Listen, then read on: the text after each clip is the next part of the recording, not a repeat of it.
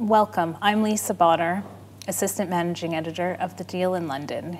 Here with me is Kylie Fox from H.I.G Capital. Welcome, Kylie. Thank you. Thanks for having me. What has the deal flow been like since Brexit, since the Brexit vote? Has it slowed down significantly, and what kind of deals are you seeing? So leading up to Brexit, there was a lot of concern as to the impact and what will happen with the currency of the sterling, and we look to be conservative in terms of the execution that we did, depending on the type of deal.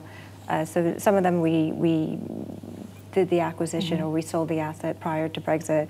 Post-Brexit, there was a bit of a halt in terms of our investment in the UK, mostly because we didn't have certainty as to what the effects would be, and also just managing with our current risk profile of assets, sort of what the effect would be for those type of assets. So for a short period of time, for about, I would say for the last 12 months, we've been fairly quiet in the UK, though we have been finding across our strategies that deal flow has been picking up, both from us from a seller and a buyer point of view, and then other people in the market have started to re-engage.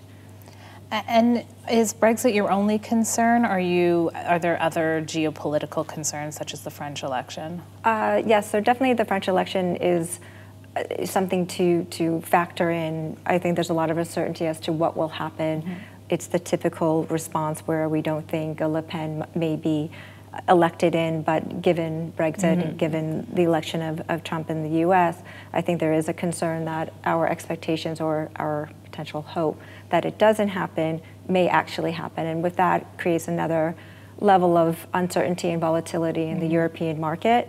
And it does have quite a bit of concern for us in terms of what the long-term effect will be on the broader economy if we have continued sort of populist type of disruption to Europe. And do you think that will impact deals within France or within all of Europe? France has been, we have seen a lot of pickup in France in terms of deal activity, and we're quite interested in the market. It's well banked, and it's a stable country to be investing in. How that might affect in terms of what Le Pen will do, it also might have a temporary effect the way Brexit did in France, but I think there's a lot of uncertainty as to what her potential policies may be, whether she'll have the power to vote for a referendum to leave the EU. So I think there's a lot of uncertainty that should she be elected, what the impact will be. We think there'll probably be a lot of distressed opportunities and dislocations where we have certain funds that invest in those type of markets. So we feel that from that perspective, the disallocation could create some opportunities for us, because right now pricing is quite tight, and it's very hard from a private equity point of view with the type of returns that we're looking to generate. It's been very challenging for us to be able to find this type of assets. Is that forcing you into other areas within Europe?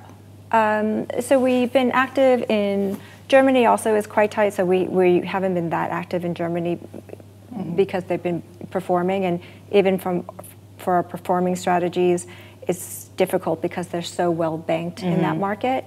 And same with the real estate, the upside or the value add that we could potentially produce is just not really there. So France, the Netherlands, we've been quite active in, and Spain, and as well as in Italy. Italy is an interesting market because you have to set up quite a lot of different structures, and you need to have that type of expertise and infrastructure in order to set it up. So there's a certain barrier to entry of being active in that market that we've been able to find solutions for.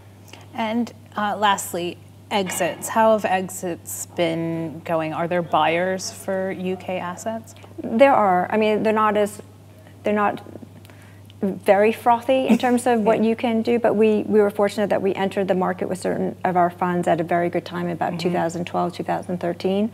So there's enough upside and enough that we've been able to achieve our business plans, where because of the devaluation, let's say, of in the UK of the sterling, we have been able to find buyers. Buyers still find the UK in general to be a safe haven in the sense that it's a strong economy, it's strong government, and they feel, especially on the real estate side and on the corporate side, they feel it's a safe place to continue to invest in. So we have been able to find exits with buyers, whether they're strategic within Europe and also with Asian and Middle Eastern buyers. And so London real estate will stay the same no matter in or out of the EU? Yeah, I mean, there might be changes going on in 2 to 5 years in terms of what happens, and what the UK really, to a certain extent, is up to them what their plan is for London and what they want to see, and if they're able to negotiate with Europe the ability to execute that business plan. So we'll just adjust as the story evolves. Thank you very much. Thank you.